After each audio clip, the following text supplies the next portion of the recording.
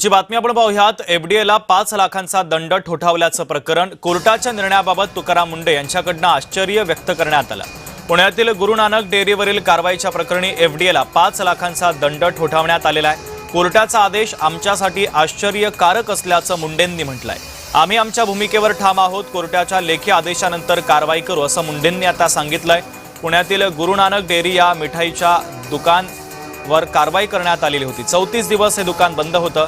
अन्न सुरक्षा नियमांची 98% पूर्तता करूनही त्यांच्या परवान्याचं निलंबन रद्द न केल्याबद्दल मुंबई उच्च न्यायालयानं अन्न औषध प्रशासन विभागाला 5 लाख रुपयांची नुकसान भरपाई देण्याचे आदेश दिले होते। तर त्यानंतर आता मुंढेंची प्रतिक्रिया समोर आली आहे।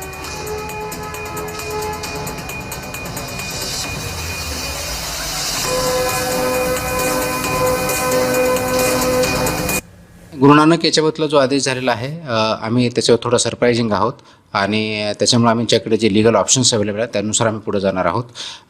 त्याच्यामध्ये 2 गोष्टी महत्त्वाच्या आहेत की त्याच्या केसमध्ये फूड पॉयझनिंगची केस होती। त्यांनी तो स्वीट्स खाल्ले होते, ते हॉस्पिटलाइज झाले होते। त्याचबरोबर त्यातला सॅम्पल रिपोर्ट पण आपल्याकडे आलेला आहे आणि त्याच्यामध्ये तो अनसेफ आलेला आहे। ह्या दोन्ही गोष्टी आहेत, याचाच अर्थ ते अनसेफ फूड होतं। म्हणून अशा केसमध्ये जी आम्ही कारवाई केलेली अत्यंत बरोबर आहे। त्याचबरोबर त्यांनी माझ्याकडे अपील केलं होतं, मी हिअरिंग पण घेतल्या होत्या आणि क्लोज फॉर ऑर्डर झालेलं होतं। त्याच्यामुळे आमच्याकडून कोणताही डिले झालेला नाही आहे। परंतु आता कोर्टाचे आदेश आल्यानंतर वाचू आणि त्याच्यानंतर लिगल जो रिकोर्स आहे तो आम्ही वापरू।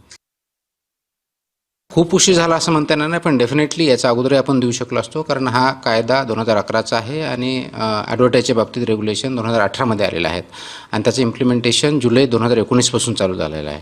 त्या काळातही हे ॲडव्हर्टाईज जर होत्या तर त्याच्यावरती डेफिनेटली थोडा उशीर झालेला आहे। परंतु ठीक आहे, उशीर झाला आहे, पण आता त्याच्यावरती आम्ही योग्य कारवाई करतो आहे। त्या नोटीसमध्ये आम्ही म्हटलं की 10 लाखापर्यंतचा त्यांच्यावरती दंड लागेल, पण त्याचबरोबर कारण हा प्रोहिबिटेड आयटम आहे सेक्शन 30 अंतर्गत, प्रोहिबिटेड आयटमवरती जे नियम लागू आहेत आपले त्याप्रमाणे आपल्याला कारवाई करता येईल।